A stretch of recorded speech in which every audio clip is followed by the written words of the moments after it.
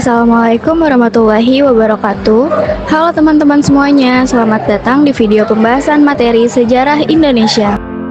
Kami dari kelompok 9, kelas 11B yang beranggotakan Ahmad Fauzan Ardiona, Nike Dwi Melani, dan Naura Widya Lestari.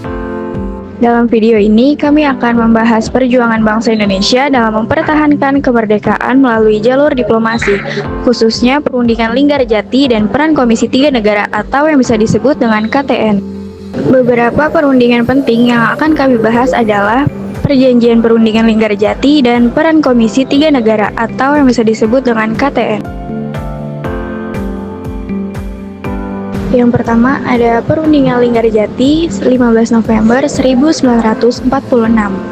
Perundingan Linggarjati yang juga dikenal sebagai Perundingan Kuningan merupakan kesepakatan yang dibuat antara Indonesia dan Belanda di Linggarjati, Kuningan, Jawa Barat.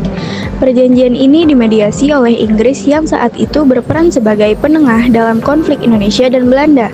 Hasil dari perundingan ini ditandatangani di Istana Merdeka, Jakarta pada tanggal 15 November 1946 dan secara resmi disahkan pada tanggal 25 Maret 1947. Tokoh utama dalam Perjanjian Linggarjati, Indonesia diwakili oleh Sultan Syahrir, Belanda diwakili oleh Willem Schermerhorn, mediator Inggris diwakili oleh Lord Killarney.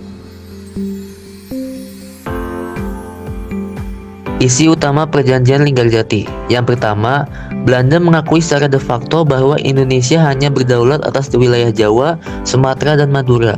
Yang kedua, Indonesia dan Belanda sepakat untuk membentuk Republik Indonesia Serikat yang disingkat RIS sebelum 1 Januari 1949.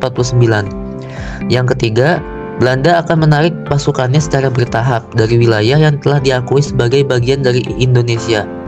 Yang keempat, Indonesia setuju untuk bekerjasama dengan Belanda dalam pembentukan Uni Indonesia Belanda yang akan bekerjasama dalam bidang ekonomi dan politik. Meskipun dianggap sebagai kemenangan diplomasi, Perjanjian Linggarjati menimbulkan pro dan kontra di masyarakat Indonesia. Banyak yang merasa bahwa perjanjian ini terlalu menguntungkan bagi Belanda karena hanya mengakui sebagian kecil wilayah Indonesia. Namun bagi pemerintah Indonesia, perjanjian ini menjadi langkah awal untuk mendapatkan pengakuan internasional yang lebih luas.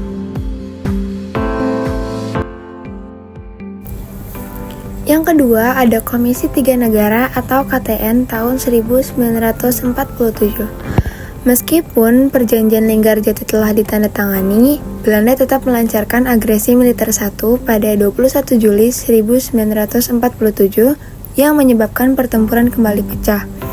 Situasi ini mendapat perhatian dunia sehingga Perserikatan Bangsa-Bangsa atau PBB membentuk Komisi 3 Negara atau KTN untuk menengahi konflik antara Indonesia dan Belanda.